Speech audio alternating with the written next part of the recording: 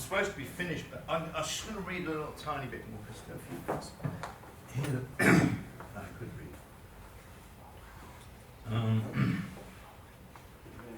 Let's sort of move off it up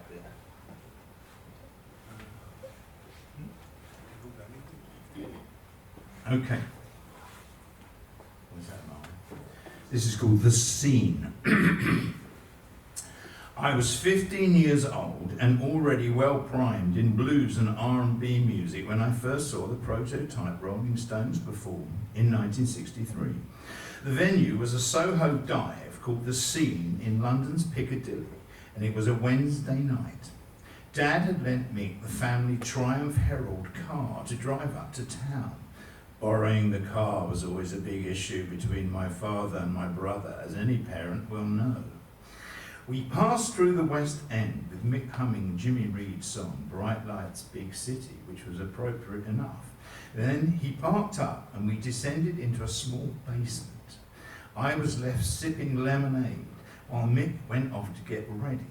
The opening act was billed as Dave Green's R&B band, which slightly confused me as the lineup was more like a trad jazz outfit. Indeed, there was a great deal of debate at the time as what constituted this particular genre of R&B. Dave Green was in fact an old horn-playing jazz man who, wishing to keep gigs in the book, had added R&B as an appendage. The Stones then came on and fulfilled my expectations. This was exciting stuff and I was swept up in the spirit of the performance. Keith Richards was seesawing on the edge of a postage stamp-sized stage with his F-hole Gibson, dark hair protruding from under a black French beret, while blonde-mopped Brian Jones stood on the other side, both complimenting each other's styles, adding vocals and cranking up their Dartford-manufactured Vox amps. Looking every inch a student, which he was, in his brown corduroy jacket, Mick barely had room to wiggle on the spot. There was no Bill Wyman or Charlie Watts then, as they hadn't yet joined. The drummer's name was Tony Chapman, a fair guy with a quiff who I've never seen since. Dartford lad Dick Taylor was on bass, while Ian Stewart tinkled away on the ivories, sounding very good. That's piano, by the way. Sounding very good, but looking somewhat out of place with swept back hair that dated from an earlier era. Charlie Watts likely had another gig that night, perhaps with bluesman Alexis Corner.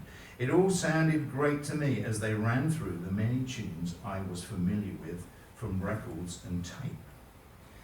Mick was relaxed about it all, so I took it all in my stride too, although of course it was quite a new experience for me.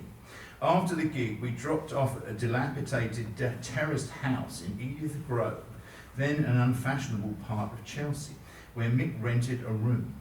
Brian and Keith lived there too, lads loose in the big city, having a whale of a time, always broke and on the scrounge from visiting girlfriends or whoever walked through the door. But as the senior, and already a father in name at least, Brian was a bigger presence, particularly as Keith was so shy. Records and guitars were strewn around the scruffy flat. So it was a place where tunes and ideas could be worked on and a good base from which to prowl around the city.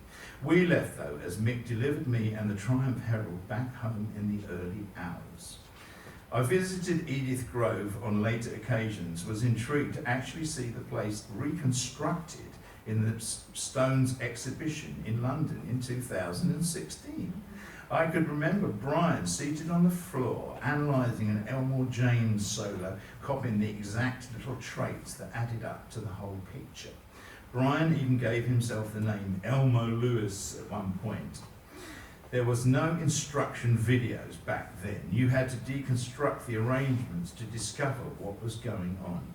Although seemingly quite straightforward, the blues has many little added bars and inflections, giving individual players their identities. Many early blues artists were illiterate too, and they had to rely on their memories.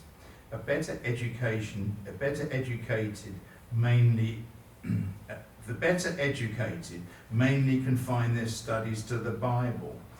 As blind Willie Johnson sang, Mama taught me how to read. If I don't read, my soul be lost, and it's nobody's fault but mine. Going to take a break.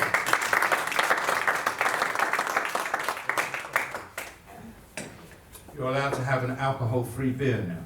Okay.